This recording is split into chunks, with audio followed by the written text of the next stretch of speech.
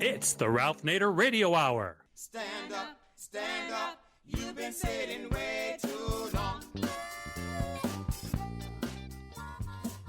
Welcome to the Ralph Nader Radio Hour. My name is Steve Scrovan, along with my co-host David Feldman and the rest of the crew. Hello, David. Morning. And the man of the hour, Ralph Nader. Hello, Ralph. Hello. Well, this program was a candid whistleblower from the State Department who resigned and a great investigative reporter on what's happening to our civil liberties because of the Israeli conflict.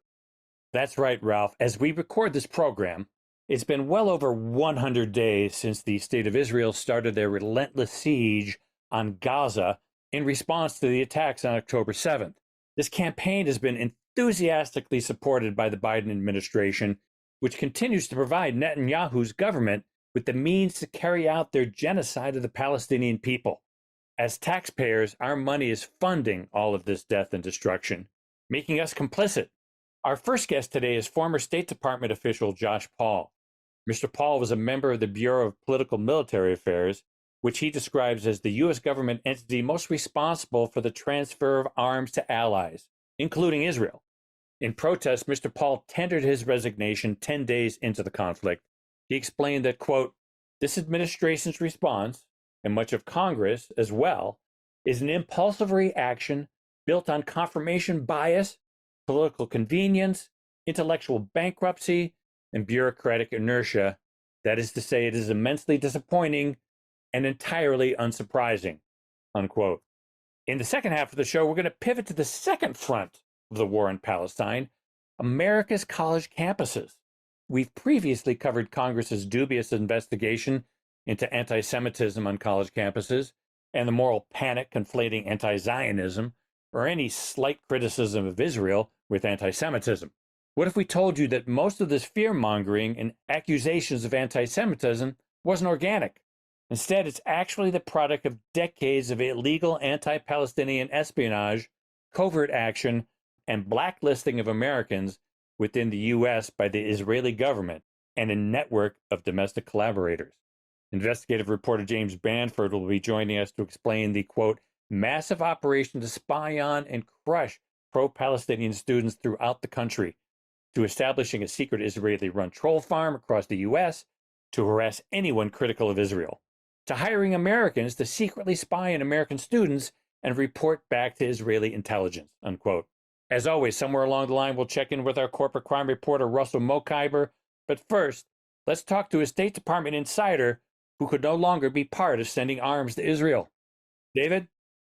Josh Paul served 11 years in the Bureau of Political Military Affairs at the U.S. Department of State before his resignation on October 17, 2023. Mr. Paul previously worked on security sector reform in both Iraq and the West Bank, with additional roles in the Office of the Secretary of Defense, U.S. Army Staff, and as a congressional staffer. Welcome to the Ralph Nader Radio Hour, Josh Paul. Thank you very much indeed. It's really an honor for me to join you. Thank you very much, Josh. You, so far, are the only quasi-high official of the State Department to resign in protest. What's your read about others resigning as a matter of conscience from the State Department? Is there a lot of upset and dissent that reflects your concern that this issue of the Israeli-Hamas conflict is not being fully debated and fairly debated in the State Department? Yes, I think there are a lot of people, and I've heard from very many of them, who are immensely frustrated and disappointed and troubled by the stance that the Biden administration is taking, and particularly within the State Department, where people, I think, understand not only the moral failings of our current policy, but also the practical failings and the impact that our current approach is having on our relations across the world and our ability to rally America's allies and partners around the issues that we care about.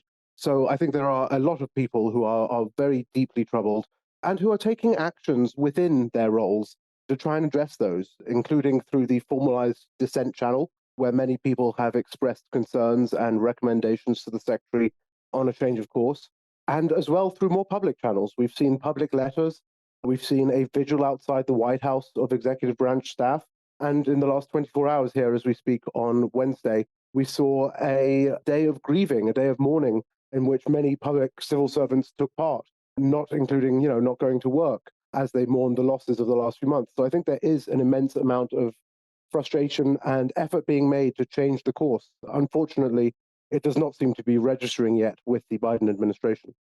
Well, the State Department's original charter back in Ben Franklin days was diplomacy and customs.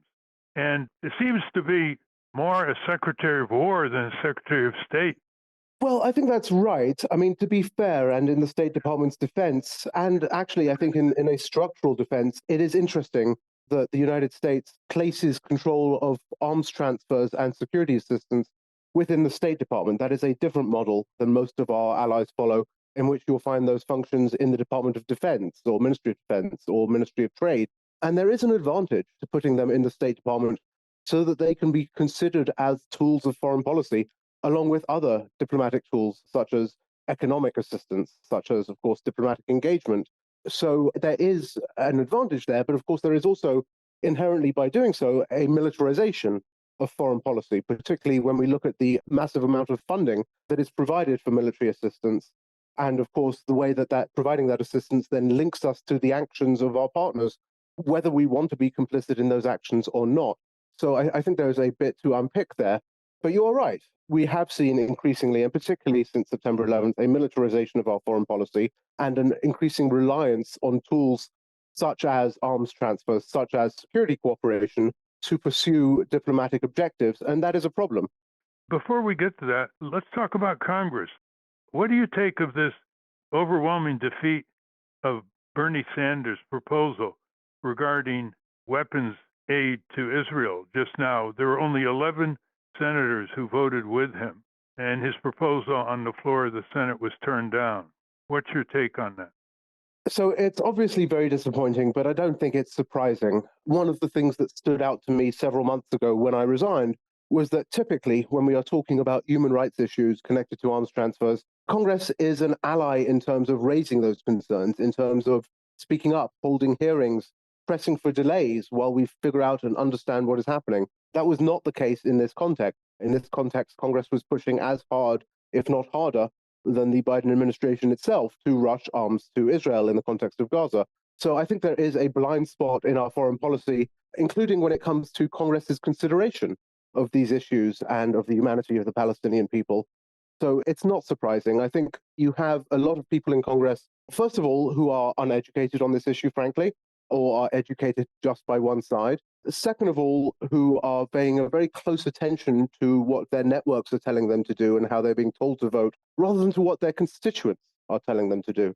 And I've heard from many congressional staff who say they are getting calls in favor of a ceasefire in a 10-to-1 ratio from constituents, and yet this is not translating into a member position. So I think that is a reason for concern in our democracy.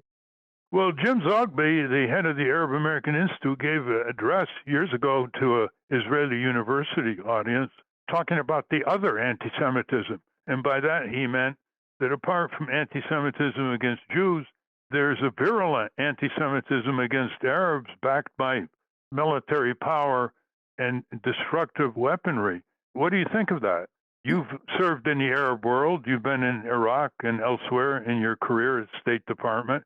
Why is anti-Semitism against Arabs viewed as permissible, especially with the mass slaughter going on in Gaza at the present time against civilians, 70% of whom are children and women who are dying? Yeah, no, I think that's right. And it is very evident in current statements, including those coming out of this administration and President Biden. On the 100-day anniversary of the October 7th attacks, attacks which were followed by thousands, as you say, of civilian casualties in Gaza, the president's message made no reference to Palestinians. Whenever he or other officials talk at the White House about the events of and since October 7th, they humanize the Israeli suffering quite rightly and talk about individual stories and the suffering that has happened. When it comes to the suffering in Gaza, which is numerically of a scope and scale so much larger, it is sort of mentioned in an offhand manner, and we require or we would like to see fewer civilian deaths, without any of that sort of storytelling and humanization that accompanies talking about the Israelis. So I think there is a blind spot. There has been one, as we know, for many years when it comes to American foreign policy, dating back well before 9/11, dating back to the 90s, to the time of Madeleine Albright, where she was able to sort of dismiss the deaths of 500,000 Iraqi children through starvation as a necessary part of US policy. So this is a very deep vein, I'm afraid, in our foreign policy. And I think it is one that has actually ultimately harmed us very much indeed, us as a nation, us as America, in the sense that in creating this blind spot, we have also lost a part of our souls and lost a part of our values. And I think it is incumbent on us to turn back to the Arab American community, to the Muslim American community, to find those values, because they are the ones who are currently expressing American values when it comes to ending civilian suffering in Gaza, when it comes to calling for peace. You don't see that in sort of the mainstream America right now. So I think in advancing the bigotries of our society, we've also lost a big part of ourselves.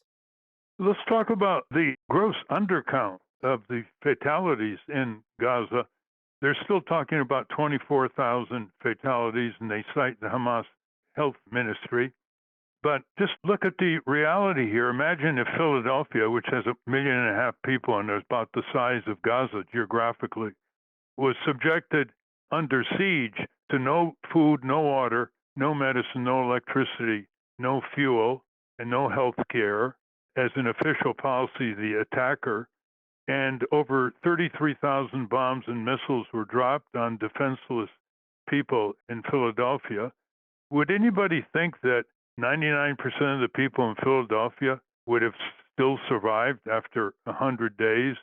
Hamas seems to have an interest in lowballing its own fatalities because it doesn't want to be criticized more by Gazans for not protecting them at all.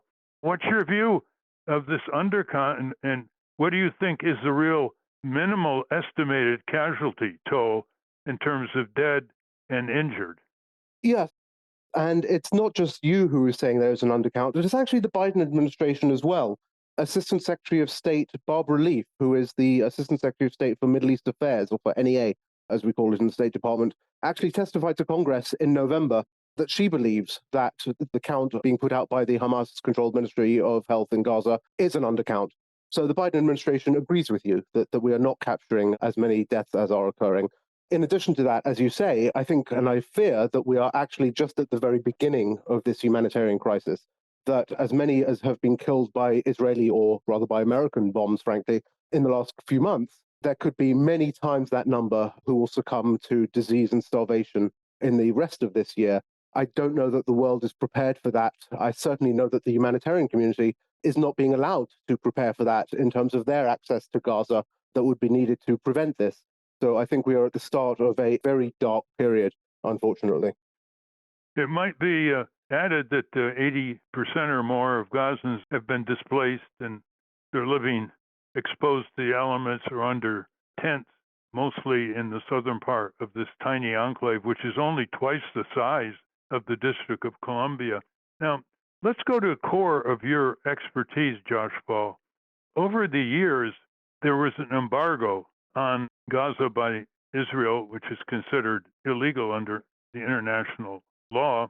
Now, how in the world, with the Israeli technology of surveillance of the Palestinians and an embargo, considered the most advanced technological surveillance by experts in the history of the world, how did Hamas get these weapons and the ammunition ready to use? Where'd they come from? How'd they get through? So, as I understand it, the best analysis coming out of the US is that for the most part, these are weapons of Iranian origin and sometimes of North Korean origin and elsewhere from around the world. I think it's a very good question of how they got through. And I think it speaks to the question of Israel's siege on Gaza, which, of course, explicitly at least was intended to prevent this sort of flow of arms into the Gaza Strip. I think what that tells you at the end of the day is that what you need here is a political solution, because there is no military solution both to Hamas's capabilities and to the ingenuity of mankind in being able to build, smuggle, construct, whatever it might be, the arms that they, have to hand. So, I think that's the bottom of the answer here, is that there is no military solution. There is no military capability that can keep 2.3 million people cooped up with no ability and, with no ability to, build an arms cache. I think we need a political solution. Well, before a political solution, some people have spoken of a two-state solution, which Muslim countries have been proposing since 2002 Yeah. in an open letter, and the Israelis have been ignoring it. What do you make of Prime Minister Netanyahu's statements over time, including to his own Likud party in 2019, that the Israeli government is supporting and facilitating the funding of Hamas because Hamas doesn't believe in a two-state solution and can stop the Palestinian Authority from moving in that direction? This is an astounding position given Netanyahu's recent denunciation of Hamas. It seems like he enabled Hamas over the years. What's your reaction? I think that's exactly right. I think he has, and I think Israel has often played Hamas off against the Palestinian Authority, while at the same time undermining the Palestinian Authority in every way it can, by withholding salaries, by using the Palestinian Authority to pursue Israeli security objectives rather than Palestinian security objectives. That's a game that we, the United States, have played our part in.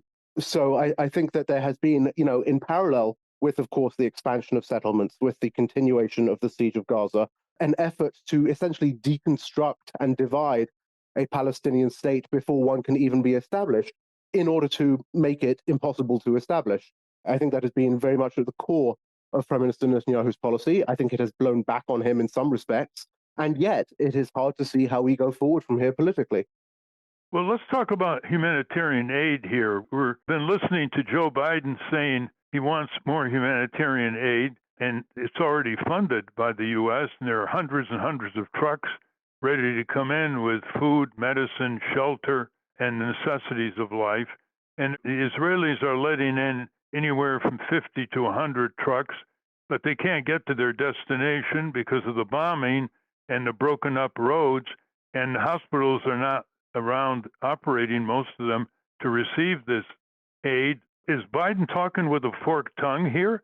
I mean, he's shipping all kinds of arms unconditionally, as you know better than most, to the Israelis. Can he turn the screws on them and say, I want 600-700 trucks a day going into Gaza, which was the case before October 7th, because people are dying, being injured, sick, babies dying without this humanitarian aid hour by hour. What would you say to the president that he must do right now? Every day, hundreds are dying. No, I think he absolutely could be doing a lot more, and I think he's choosing not to. I think his policy and America's policy remains to prioritize Netanyahu's explicit policy, which is the destruction, quote unquote, of Hamas over the humanitarian needs of the Palestinian people. It took 3 months of negotiations with Israel to get them to open the Kerem Shalom crossing into the south of Gaza from Israel. There is still the Erez crossing in the north of Gaza, where there are still many thousands of Palestinians stranded and trying to sort of survive, which Israel has not opened. That's another option. There are also options, for example, I think there is a significant concern that the only option for Palestinian people in Gaza to get humanitarian assistance might be to leave Gaza. If that is the case, of course, not only are we talking about another Nakba, essentially, but, that doesn't have to be the case if they were able to process into, for example, the Negev. That is not something that people are even talking about. So, and that would keep people on the land. So, there are any number of options that President Biden could be pursuing, but the proof that he is not is that he is not using any of the leverage that he has with the government of Israel in order to pursue those options. So he is not making military assistance conditional upon the provision of humanitarian support. He is not making military assistance balanced against, for example, action in the United Nations to call for a ceasefire or to at least get out of the way of those who are calling for a ceasefire in the United Nations. He is simply asking nicely and then saying that he is all out of options. So I think there is a lot more the United States and President Biden could be doing here. My concern is that it just doesn't seem that they particularly want to. You think it's the election? I think it's a number of factors. I think one of them may be the election, but if you look at the electoral math for President Biden, particularly as he hits record low numbers in polling, I don't see the logic there. He is losing a lot of support rather than gaining it through this approach. There are many, many people in this country who will not turn out to vote for him as a result of the steps that he has taken in the last few months. And yet, rather than turning around and trying to appeal to those people, he is doubling down. While those, I think, who are, very strongly on the side of Israel, whether it be the Christian evangelical community, whether it be the American religious Zionist community, will go and vote for the Republican. So I don't know what President Biden is getting electorally or politically out of this. I think it is for him a deeply held position. I think he is frozen in his perspectives in the 1970s where they were formed. And of course, the reality on the ground is very different now than it was then. And the politics of Israel, for that matter, are very different now than they were then. So I think that there is just an unwillingness on his part to budge due to a personally held belief, which is unfortunate. Well, let's look at the extraordinary abdication of the Congress under its constitutional duties. The Congress should be having oversight hearings now. There Yes. are no oversight hearings about the position of the White House vis-a-vis the Israeli war in Gaza, neither in the House under the Republicans nor under the Senate. There's no unofficial hearing by Democrats in the Progressive Caucus who would like to see a hearing. There's never been a hearing since 1948 in the U.S. Congress featuring Israeli peace advocates, many of them former generals, mayors, Minister of Justice, and former heads of security agencies. There was a documentary on the latter a few years ago where the retired people from Shin Bet and Mossad were criticizing the Netanyahu regime vis-a-vis the Palestinian issue. What's your take in Congress here? It's been said that in the last 3 months, the pro-Palestinian people in the United States have controlled the streets, but the pro-Netanyahu people in the United States have controlled the suites in Congress and executive branch. Yeah, no, I think that's right, and I think you're right that there are a lot of voices, credible voices, on the Israeli side, calling out to the Netanyahu government for its current approach. Unfortunately, if you look at the polling, they are also in a significant minority right now in Israel, but they are nevertheless important voices. Yeah, I think Congress has an important role to play here. That it is abdicating, not only in terms of hearings, not only in terms of, for example, the resolution that Senator Sanders brought to the floor yesterday, not only in terms of speaking out more publicly, calling for a ceasefire. It's interesting. I have spoken with a number of members of Congress in the last few months, and even for those who haven't publicly called for a ceasefire, many are willing to acknowledge behind closed doors that, yes, actually, they do believe that Israel is committing war crimes, but they will not say it publicly. And that just seems to me such a moral abdication of the purposes for which you were elected. If you know something to be a fact, if you know the US to be complicit in facilitating war crimes, but are unwilling to say it because you are afraid of how your donors might react or how your next election might go, why are you even in Congress? So I think there is a significant gap there. And, I think it is an important note because it is not just Congress where this debate is being silenced or where people are being censored or are self-censoring. We're seeing it in the American public too. I've heard from many lawyers, doctors, engineers who say, I would like to stand with you, but if I am too vocal, I will lose my job. The end result of all this, when you do not have free debate in society, when you do not have free debate in Congress, when you do not have free debate in government, is that you get bad policies, right? I mean, we know that's how autocracies fail, because they do not have free debate and they get bad policies as a result. I think that's happening here, specifically to the context of Israel and Palestine. But it also makes me afraid for the future of our democracy more broadly, because if there is one issue where you cannot speak up on, if there is one issue where you are shouted down and condemned for voicing an opinion on the side of humanitarian issues, there will be other issues, I guarantee you, where the same becomes true. Well, we're going to have, after our interview, James Bamford, who's written a book and 2 articles in The Nation on the organized pressure to suppress dissent on campuses and to call out the students who are supporting the ceasefire and the Palestinian two-state cause by name, by picture, trying to get them to have their job offers rescinded. Extremely well organized. And James Bamford, of course, is famous for writing the first book of any kind on the NSA. He has a sterling record of accuracy. So our listeners will hear what he has to say shortly. would you come out publicly for congressional hearings of prominent Israeli and Palestinian peace advocates who've been at it over the years, but have been blocked from any voice in the U.S. Congress by AIPAC and other similar lobbies? Don't you think Yes. that's the beginning? That's the beginning of providing voices of dissent from Israel before the U.S. Congress? Of course. And I would say that if the administration, if President Biden is actually sincere in wanting to do more to press Israel to reduce civilian casualties, the administration should actually support that, as should Congress, because, that is one of those tools that does not involve cutting off military assistance, does not involve, not backing Israel at the UN, simply involves demonstrations of concern from Congress and therefore gives some amount of added pressure without actually changing anything.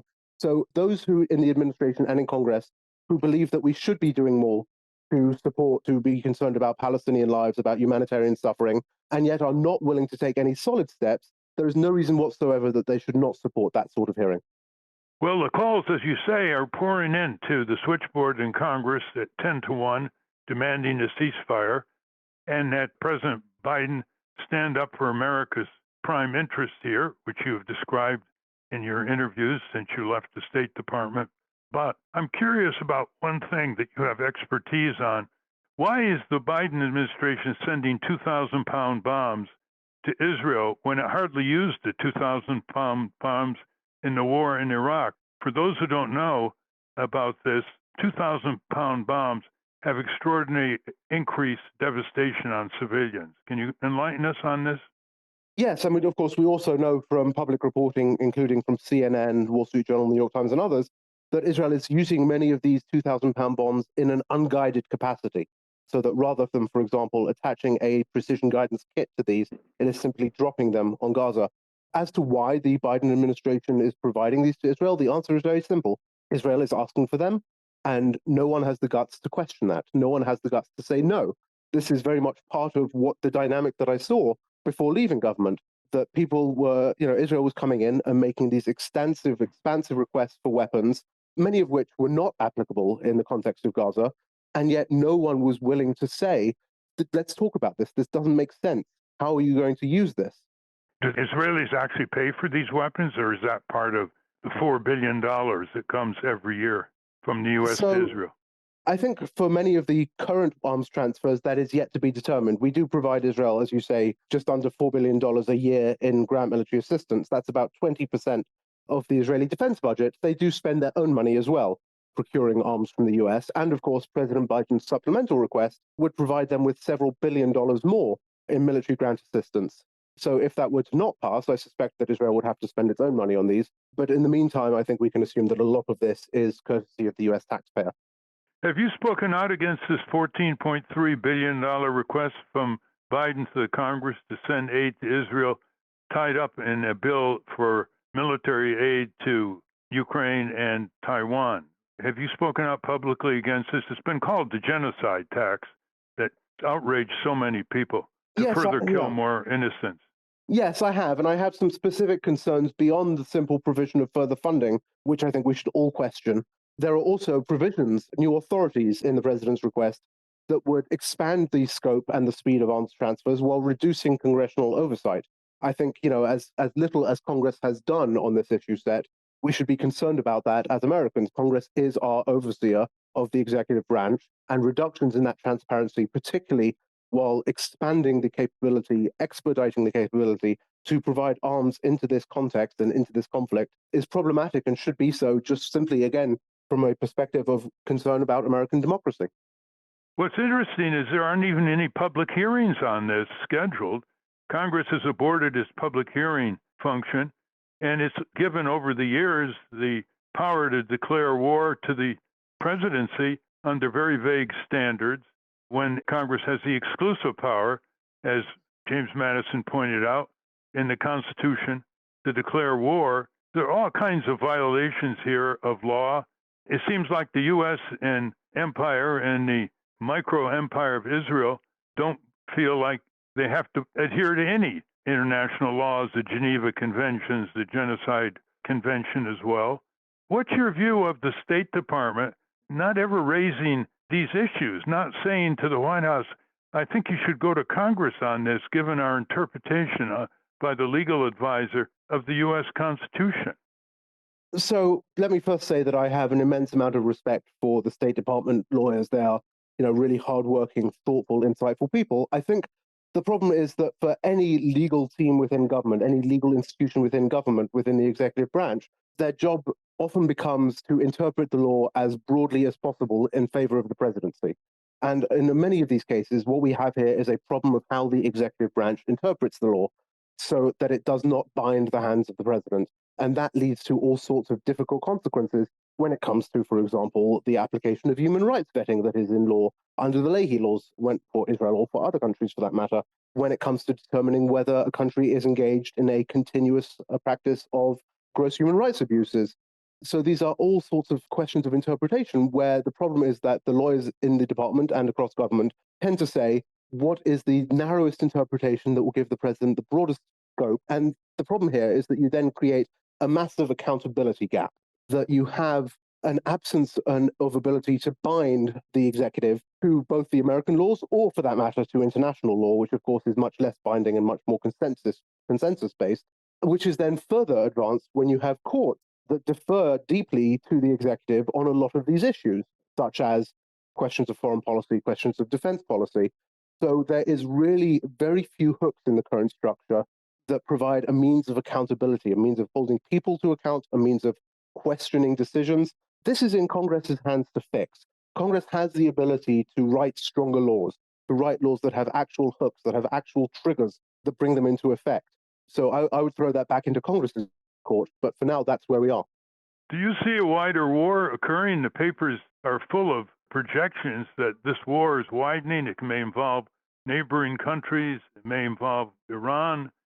Biden keeps saying that he's working vigorously to make sure that doesn't happen, but the U.S. has bombed in Syria recently and Iraq and Red Sea. And what's your view here? Is it going to go out of control? Look, I hope not, but the answer is the longer the conflict in Gaza continues, the greater the risks of that sort of escalation become. And that is another reason why it should be in the US interest to press Israel to end its bombardment of Gaza, to end its invasion of Gaza as quickly as possible. Because the longer this lasts, the more the risks increase. Well, let's go to Steve and David and Hannah. They want to ask you a couple of questions or make a comment. Steve? Josh, the stated goal of the Netanyahu government is to eliminate Hamas. My question is that even possible? It's not like they're wearing uniforms. It's a small fundamentalist philosophy. It's an idea. Is that really, or is that just PR that they can eliminate Hamas? So I don't know what the thinking was at the start of this operation on the part of the government of Israel, but it is not a feasible goal, right? They might be able to significantly and for a significant amount of time degrade the military capabilities of Hamas. In fact, I'm sure they've already done that. But you cannot go to war against a political movement, and you cannot go to war against an ideology. This is a political problem that requires a political solution. And I think this really creates some significant challenges when you start wondering about what comes in the post-conflict space. If we are talking about Palestinian self-determination, there is inevitably going to be some support for Hamas, given particularly the events of the last 3 months and how Hamas looks compared to the fecklessness, frankly, of the Palestinian Authority. So I don't know how you go forward from here, from this situation that has been created, with either certainly no military solution or a political solution that is workable for people. But the short answer to your question is no. What I fear will happen is that there will not be a ceasefire, that Israel will keep this an open-ended conflict and feel free to sort of, strike at whoever it says is Hamas or Hamas-linked. Of course, Israel has painted a very broad swath, including through the comments of its president, who has said it is a whole nation that is at fault here or that is involved here. But even, assuming that that is not sort of, the case, I think we will still see Israel feeling that it has a free hand to bomb, to strike Gaza, Palestinians in the West Bank, of course, which we've seen increasingly in the last few weeks, for years to come. And that is just a recipe for a continued humanitarian and political disaster. David? What would happen if we had a real isolationist government here in the United States that said, no more foreign aid for Israel, no cooperation on Iron Dome. We're just protecting our own interests, to basically neglect, abandon Israel? First of all, let me just say, I'm not personally advocating for an isolationist approach writ large by the US. I think we do have an important role to play in the world. I wish we played it better and with more humanity. But when it comes to Israel's ability to stand alone, I think would succeed. It has. So let's talk about the defense sector. We provide Israel with $3.3 billion a year in foreign military financing. Israel is allowed to use a significant portion of that on its own defense industrial base. And over the years, over the tens of billions of dollars, what that means is that Israel is now actually a top exporter of weapons. So, Israel has a strong defense industrial base. Israel has the means to support the military operations it wants to do if it is willing to pay the cost in terms of raising taxes, if it is willing to, take those sorts of approaches. And of course, Israel also has burgeoning partnerships with many countries in the region, including, of course, through the Trump administration's Abraham Accords, which connected it with the United Arab Emirates, with Morocco, with others. So I do not think that Israel is entirely dependent on the United States in the way that it would have been 20 or 30 years ago. That said, a complete cutoff now or significant conditioning of our arms would force Israel to make some much tougher decisions about where its actual defense requirements lie and where it actually wants to use the weaponry that it has. Anna? You've served under different presidents. Why now? What about this situation just snapped it for you? Yeah, thank you. So I think it was two really main factors, one of which was the scale and the scope of the Israeli operations in Gaza, which we have seen in just over 3 months now, have more destruction of houses than the firebombing of Dresden, have killed more journalists than in any conflict since World War II, have killed more children in 3 months than have died in Ukraine in 2 years. And of course, this is all being done with our bombs, with our money, with our weaponry, with our support. So that was the first factor, was just the sense that we were a part of this absolute horror that is unfolding on the ground. And the second, of course, is this lack of debate and the sense that, yes, you're absolutely right. I've been involved in many morally perilous, you might even say morally tortuous decisions in the State Department, in the security assistance, in the arms transfer business, with many countries, of course, that the United States has relationships with that are autocracies or that are human rights abusers. In all of those previous situations, I and others in the department have been able to raise concerns and had those concerns addressed in some way or form, in a way that made me feel that I was doing more good by being there than I would be able to do if I was not there. The difference here, again, in addition to the scale of what is happening, was that there was no space whatsoever for that sort of raising of concerns, for those questions of how do we mitigate some of these outcomes? How do we stop some of these or reduce some of these civilian casualties? Simply this rush to arm. And given that lack of space, many people who I'm talking to now in government who are thinking about resigning raise the question of, well, if I'm not there, who will be doing my job? Will it be someone who is going to care about the issues I care about, or will it be someone who is just going to rush forward on whatever they're told to do? In my situation, it didn't make any difference who was going to be doing the job because this was the policy and there was no space to address, debate, or raise concerns about it. Well, we've come to the end of our interview. Is there anything you want to say that we haven't asked you about? And has the media treated you well and given you a voice? So I think I have been fortunate in that respect, at a time when there is a lot of censorship around this issue, to have been given a voice by the media. And I think part of the reason for that is what I look like, right?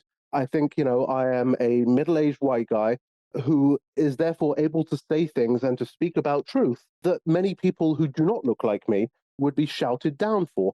So I think it's important, and I do want to say to many of your listeners that if you are in a situation like me where you have privilege, it is very important to use that privilege for good.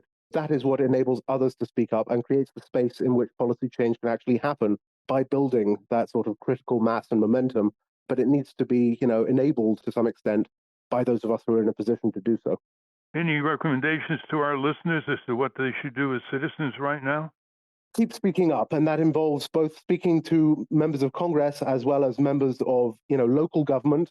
There have been a number of efforts. For example, Ferguson, Missouri, recently passed in its council a ceasefire resolution, one of few city councils around the country that has done so, and that matters. And then, of course, building bridges with local communities, speaking to local media, writing letters to the newspaper, and then ultimately organizing on a broader scale. And I think that's something many of us are looking at and sort of trying to figure out how we do to harness this energy and to move things forward in the longer term.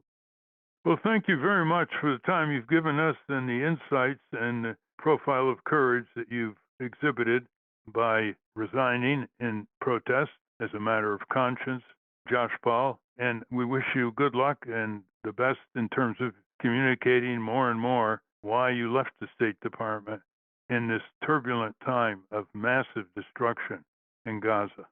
Thank you very much for having me. I really appreciate it. We've been speaking with Josh Paul. We will link to his work at ralphnaderradiohour.com.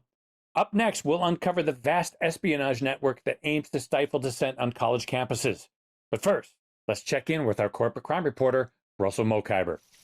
From the National Press Building in Washington, D.C., this is your Corporate Crime Reporter Morning Minute for Friday, January 19, 2024. I'm Russell Mokhiber. eBay will pay a $3 million criminal penalty for an August 2019 harassment and intimidation campaign targeting a Massachusetts couple in retaliation for their online coverage of eBay and for its obstruction of the investigation that followed. eBay executed a harassment campaign intended to intimidate the victims and to change the content of the newsletter's reporting. The campaign included sending anonymous and disturbing deliveries to the couple's home, including a book on surviving the death of a spouse, a bloody pig mask, a fetal pig, and a funeral wreath, and live insects, sending private Twitter messages and public tweets criticizing the newsletter's content and threatening to visit the couple at their home in Natick, Massachusetts. For the Corporate Crime Reporter, I'm Russell Mokhiber.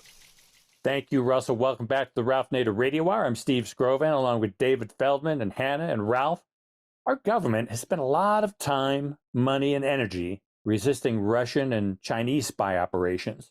But what do we do when the spying is being done by our ally? In this case, Israel. David? James Bamford is a best-selling author, Emmy-nominated filmmaker for PBS, award-winning investigative producer for ABC News, and winner of the National Magazine Award for reporting for his writing in Rolling Stone on the war in Iraq. He is the author of the first book ever written on the NSA, as well as other books, including Spy Fail, Foreign Spies, Moles, Saboteurs, and the Collapse of America's Counterintelligence. Welcome to the Ralph Nader Radio Hour, James Bamford. Great. Thanks for having me on your show. Appreciate it. James Bamford, for years, has been one of the most proficient, accurate, important investigative reporters and authors in our country. He wrote the first length report on the secretive, gigantic national security agency known as the NSA, which doesn't even have a congressional charter. He has had a sterling record of accuracy, and he has published 2 articles recently in The Nation magazine. One of them is titled Israel's War on American Student Activists. For years, the Israeli On-Campus Coalition, a little-known organization with links to Israeli intelligence, has used student informants to spy on pro-Palestinian campus groups. And then in the second article, he goes into more detail on how organized this is, who's paying for it in the U.S., and its connections to similar groups in Israel. What's your thesis here?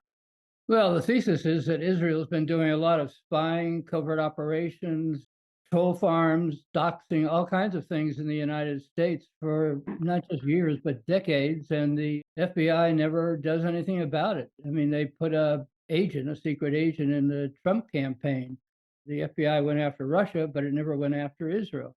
So there's all these, that was pretty much one of the key themes of the book I wrote, Spy Fail, was the fact that these spies come over here, especially Israel, and nothing happens. The FBI, with regard to Israel, turns its eyes away and nobody gets arrested, and it just goes on and on.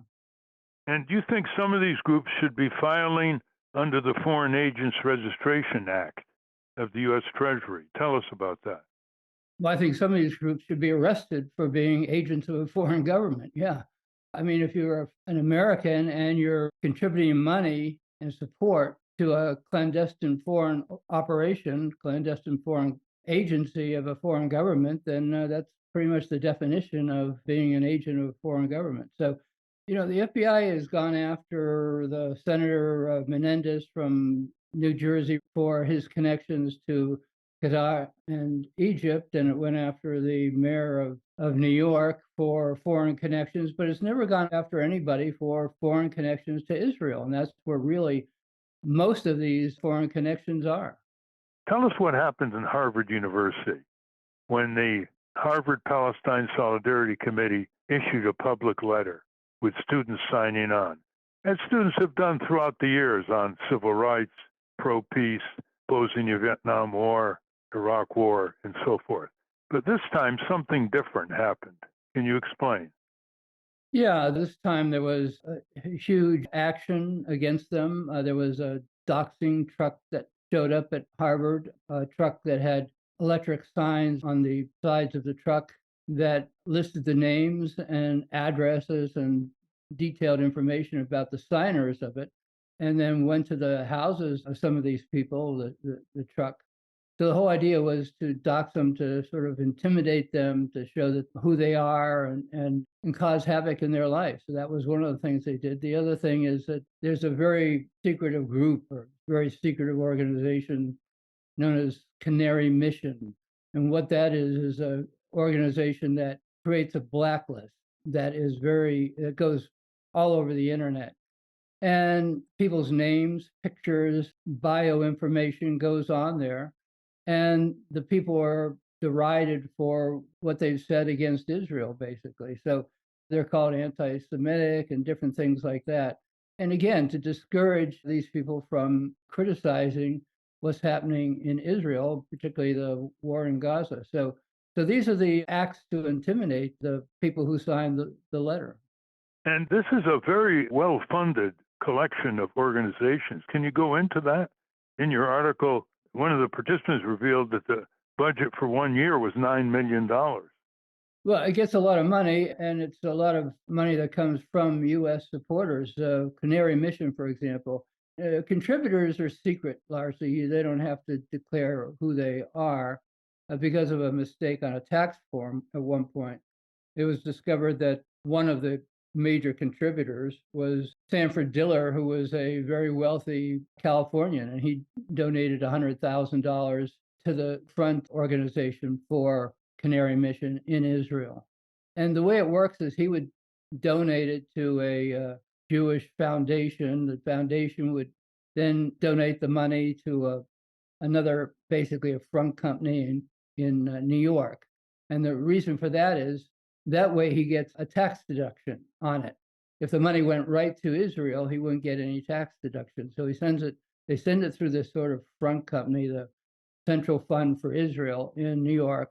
And then it goes to the front in Israel, which turns out to be just an old building with a padlock on it. It's not really an organization. And then it's run someplace else in Israel. It was tracked down to it was a rabbi that was in charge of it at one point. So it's all this mysterious money that goes to front companies, and it's hidden. And yet the US government has plenty of power to stop these kind of things, but it doesn't. And it just lets it go on and on. So you get people that are at Harvard or any other school, and it doesn't even have to be a school, and it doesn't have to be a student. There are professors, and there's people working for companies. They get put on this blacklist, the Canary Mission list, and their job opportunities are extremely limited because if anybody goes for a job and their employer looks on the internet, one of the first things they'll see is that their name is on this blacklist where they're called a variety of names, basically, for doing something that's basically honorable. Tell us about the experience that Tony Kleinfeld reported on in 2016 in an expose by Al Jazeera. Well, Tony Kleinfeld was Jewish, he was British, and he worked for the Al Jazeera television network as an undercover reporter. And they sent him to Washington, basically, to do this undercover report on the influence of the pro-Israeli lobby in the Washington area. And so he uncovered a great deal of information because he was posing as a pro-Israeli activist. So one of the things he discovered was that there was this organization called Israel On-Campus Coalition. It's a very sort of secretive organization in Washington. And what it does is it's a very highly tech organization that spies on students all over the country. They use a lot of technology. They have human spies that pass on information about what's going on campuses, and they compile it all. And when Tony Kleinfeld interviewed the head of the organization and other top officials there, they told him that they send it off to Israeli intelligence and then they get instructions from Israeli intelligence. Again, all this makes them an agent of a foreign power, basically. I mean, if you're passing information, especially confidentially, to a foreign government and you're taking instructions from them, then that's the essence of being an agent. And Kleinfeld's exchanges were on videotapes. This isn't hearsay. Right. Yeah, I mean, anybody can go to the YouTube and watch the video, see what these people are saying in their own words to Kleinfeld. Another person he interviewed was a woman. She was a former student, University of California, I think Davis in California, and she went to work for AIPAC. She was an sort of a secret recruiter for AIPAC. And then after that, she got hired by the Israeli embassy, and she's fully American. She's just an American. And they used her as a spy, basically, to spy on what was going on campuses. She, working from the embassy, she would use phony names and so forth and try to get information on people on different campuses across the country. And then she would take that information, pass it on to her boss at the embassy, and that would go to Israeli intelligence, and then she would get feedback from Israeli intelligence. What is ICC and its war room-like command center?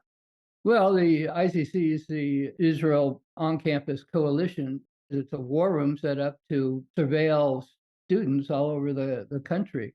I don't mean by placing hidden microphones, but by reading everything that's online, all the comments, every email that's open emails and so forth, whether they're doing anything clandestinely in terms of accessing data, I don't know, but they're picking up all the information, analyzing it, and passing it on to Israel. You say that they monitor online conversations in real time from more than 650 million social media sources, including Facebook, Twitter, YouTube, blogs, and other online communities. And this has grown with such a large budget that they paid over $1 million to what you called, quote, a high-powered Washington political consulting firm, FPI, to promote social media posts attacking students who supported Palestinian rights, end quote. Some of this information you say in your article, quote, flows to the Anti-Defamation League, end quote. ADL is not supposed to be involved in such matters. What's the story here? ADL has been involved in a lot of such matters. I mean, it has a record of being arrested for espionage, been accused and charged, basically, with using spies in the United States, undercover people to pick up information. There was a case in California in the 90s where that happened. It's actually a topic I'm currently writing about. Yeah, so it's not surprising that the Israeli on-campus coalition would work alongside and help the ADL, or that the ADL would get information from the ICC. Well, you're critical of the FBI, which has taken a pass here. They're not investigating, they're not enforcing the law. They don't have any such inhibitions against Islamic American groups. You spoke to some people who were retired from the FBI, and they were a bit more candid. Tell us about that. Yeah, that was the point I was just trying to make there, was that it's not really the agent level or the street agent level. I know a lot of FBI agents. I've dealt with FBI all my life. So I've interviewed a lot of agents, and on the street level, they'd like to, that's why they join the FBI, to arrest people and catch people doing crimes. The problem is, once it starts working its way up, I interviewed the former head of counterintelligence for the FBI. Didn't want his name mentioned, but I asked him about this whole thing. Why is there no investigations going on? And he basically said, there are investigations going on. We have investigated. The problem is, once they send it up to the Justice Department, nothing happens. I mean, the FBI can't do anything. All the FBI can do is recommend that action be taken. The Justice Department has to do the prosecution. And when it gets up to the Justice Department, nothing happens. And that's because the Justice Department is a political organization, basically, with the White House not wanting to create a issue that might create a loss of votes during an election. And if you start arresting Israelis and bringing pro-Israeli groups into court, that's not going to win you a lot of votes with a lot of the people who are pro-Israeli supporters.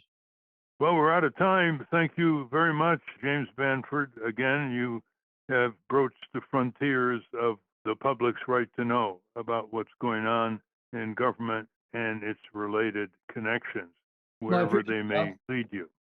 Thanks for having me on your show. It's a great platform to be on. So thanks again. We've been speaking with James Bamford. We will link to his extensive body of work on this subject at ralphnaderradiohour.com. I want to thank our guests again, Josh Paul and James Bamford. For those of you listening on the radio, that's our show. For you podcast listeners, stay tuned for some bonus material we call the Wrap-Up, featuring Francesco DeSantis with In Case You Haven't Heard. A transcript of this program will appear on the Ralph Nader Radio Hour Substack site soon after the episode is posted.